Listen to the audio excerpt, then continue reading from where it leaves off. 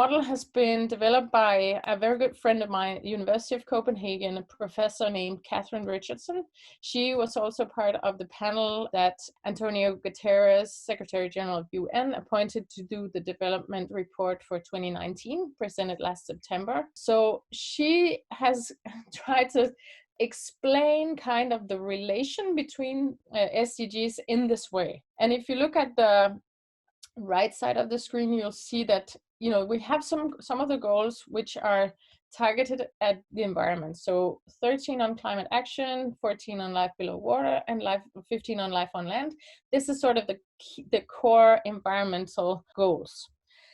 These are the goals that most developed countries have the biggest challenges with. So my country, Denmark, for instance, you'll see that in the next slide. We may be on a good path to, in general, when we look at the score on each SDG, but these 3 SDGs, we're really, really far from achieving these because we have a huge climate footprint, because we have a huge resource footprint per inhabitant in the developed countries.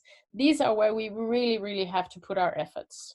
If you then look at the global south, you'll see that the goals to improve human well-being are where the main challenges will be in the global south.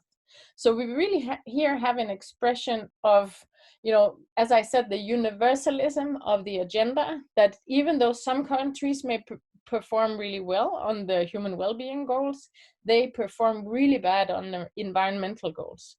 And as you can see as the link between this, she has put SDG number 10, which is inequality.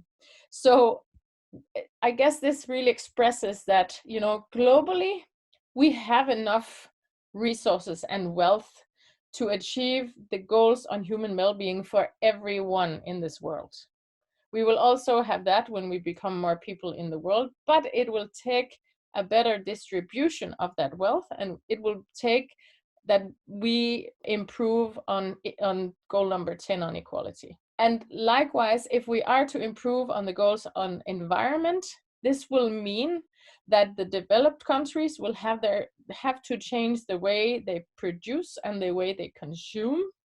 And developing countries will have to look to different paths to development that will not massively increase their footprints.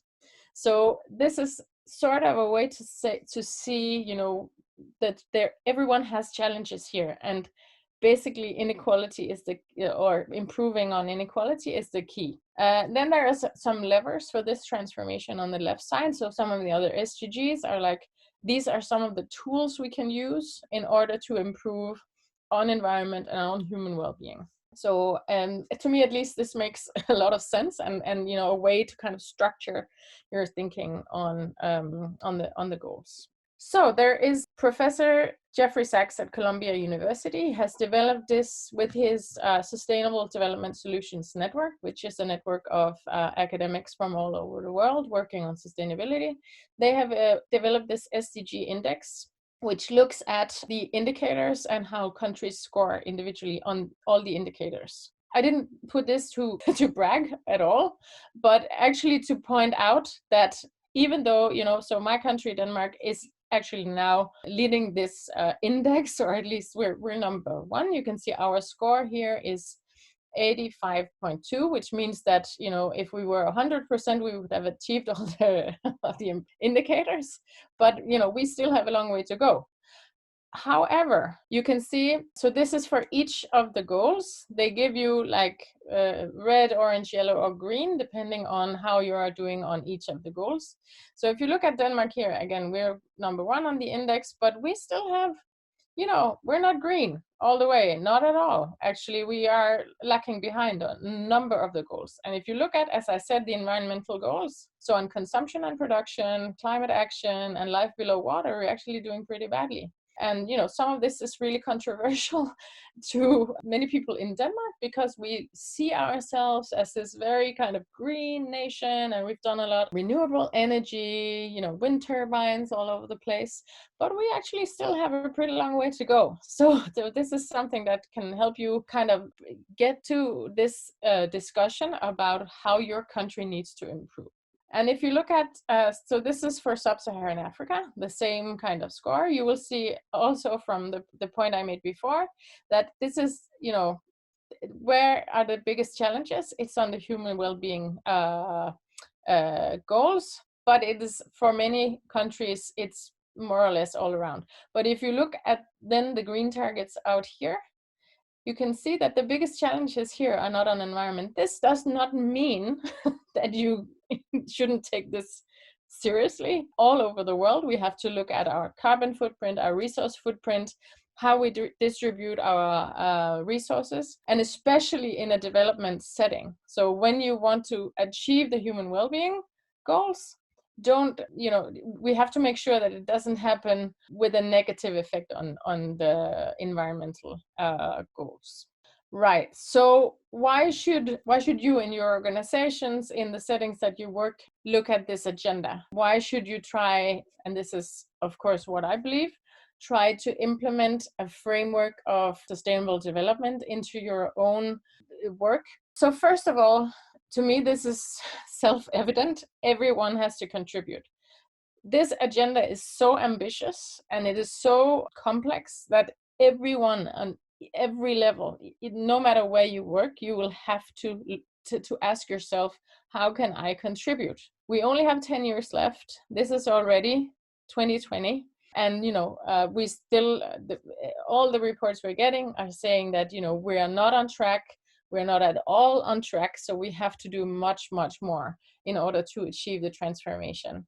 So everyone must ask ourselves how we can contribute, because our future depends on it. These are really, really critical issues. So, and, I don't want to bore you with this. I'm sure that, everyone is familiar with what will the consequences be if we don't start working on our climate action, if we don't start working on stopping the loss of biodiversity, all these things that have to do with our ability to get food, our ability to peace with each other, or have like just a minimum of security for our lives. This is like totally dependent on whether we are able to act on climate and on a biodiversity crisis. And also, whatever issue you are working on in your organization, this is an opportunity to be part of something bigger and to look at yourself as one actor, one stakeholder in a much, much bigger fight. And also to look at your, if you use the framework, if you look at the targets, you will see that even though maybe you consider yourself as someone who is working with sustainability already, you are contributing to development, maybe you'll find that actually you have some blind spots in the way that you approach sustainability agenda. And this is where the SDGs and the targets can come in as a very, very useful tool to analyze, the work that you are already doing, to look at where can we improve our efforts. And then, of course, it's also a matter of attracting funding, because what we see now is that when world leaders say that, these are the goals that the world will be working to achieve for the next 10 years, both impact investors and philanthropic foundations are also starting to look at this as a framework for their priorities. So it can also be a way to put yourself sort of in the spotlight of foundations or like investors who increasingly look at how we can contribute to the SDGs. It's also going to open up, and I'm sure, because this is what I've seen with a lot of stakeholders, is that it opens up your eyes to partnerships with organizations or even private companies, governments, city governments, that maybe before you weren't considering that these could be your partners. But now that we have a new language to talk about sustainable development, this will open up some new doors also for partnerships, and of course also internationally.